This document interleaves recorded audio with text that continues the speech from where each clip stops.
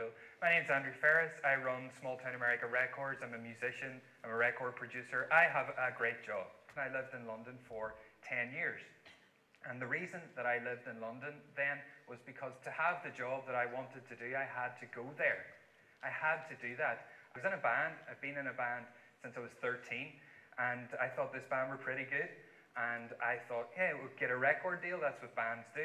And I had a choice. I could go to Cambridge to study theoretical physics, because I had a place to do that, or I could go and get a record deal. And so I spoke to my parents and I said, I would like to go and get a record deal. And they said, fine, no problem. You've got 1 year. And I thought, right, okay, I've got 1 year. And the clock was ticking. And we got a record deal in 3 months.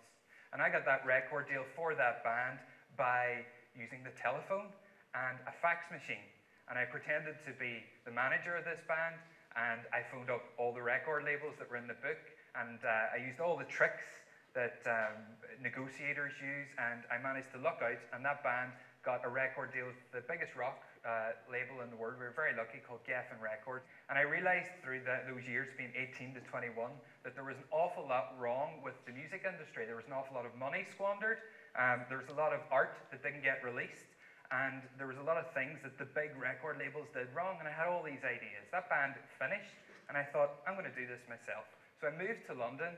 I built a little studio in a garage.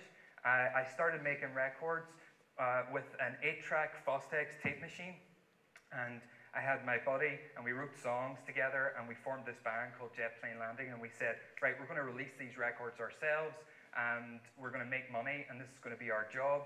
And we released our first single, and it got playlisted on Radio 1, and Joe Wiley played it, and we got 5Ks in Kerrang, and that record has sold over 100,000 copies. And that was the first record that we did on Small Town America. So this was just come 2000, 2001. Most bands didn't have websites then. And myself and Jamie, who started Small Town America with me, we realized that this was the best place that we could internationalize our music really, really quickly and really, really effectively. What do we actually do as a label? What is my fantastic job? Well, we secure and originate content and we put it out there. We connect with fans. I have 4 people that work for me, and I'm obsessed with telling them, I don't want you to do anything, but I want you to make money. Find me ways in which you can make money for us without actually doing anything. So what does that mean? It means making a cool YouTube video that directs people to the iTunes link that's embedded within the About Us section in our YouTube channel. Alan MX, I signed off the back of his MySpace. He sent 1 email and he sent it to us. And he sent the 1 email when he'd finished his album because his little brother said, well, I know this record label, here's their Facebook page. It's a 3-step process. No matter what creative business that you're in, you want to create stuff, you want to market it, and you want to monetize it. You want to make money from it. In our case, we create albums, singles, and branding. We create the band's website, the band's MySpace, their logo, everything about them we create, and we create an atmosphere around that act. That's very, very important to us. We market things locally, nationally, and internationally. Now, when it comes to marketing an act nationally, I can't fly to Japan. We talk to the buyers in HMV in Japan. We make sure that they understand how we're marketing our act. All of this would have been impossible without a huge slew of international agents all over the world, but I can do this online and happily in English. Email marketing is interesting to us. We have an email list. We used to have 18,500 people on our email marketing list because it's built up over bands signing up, or people signing up at band shows, people sending us an email, buying stuff, leaving there. But we realized that we weren't getting any really traction from our 18,500 people on the list. So I decided to cut it down to 1,000 people, quite interestingly.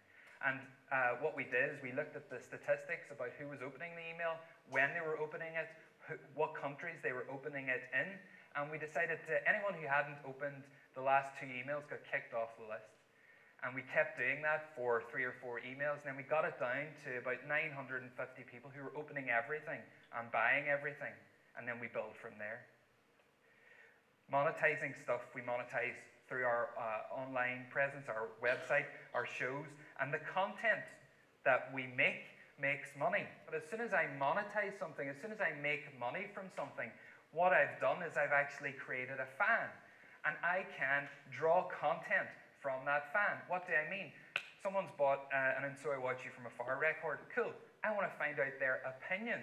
So on Facebook, they'll make a comment, or they'll like it, or they'll do something. I can use that person to create more content because I can talk about their comments to other people. I'm marketing their comments, and then I'm monetizing it again.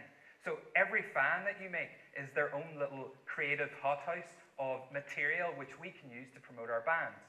Most people say to me, I'm no good, where do I start? It's all very well for you, you've been doing this for 15 years, but I'm no good at this sort of thing. I can't get up on stage and talk. I can't pick up the phone and phone these people. I'm scared, I'm afraid. I was scared and I was afraid. I hate picking up the phone. I don't like doing any of these things. But we must do them, because if we want the jobs that we really, truly want in our hearts, the only way to do them is to actually start doing them. So if you can use a photocopier and you can create a Hotmail account, or you can create a Facebook page, you can do any of the things that I'm talking about. And if you wake up tomorrow morning and you say to yourself, right, I want to be a record producer, or I want to be in a successful band, or I want to be a filmmaker, my advice to you is embrace the internet for what it is, be good at your job, be into cool stuff, but also truly believe that you can actually do these things simply by changing your mindset and going, I'm going to actually do this.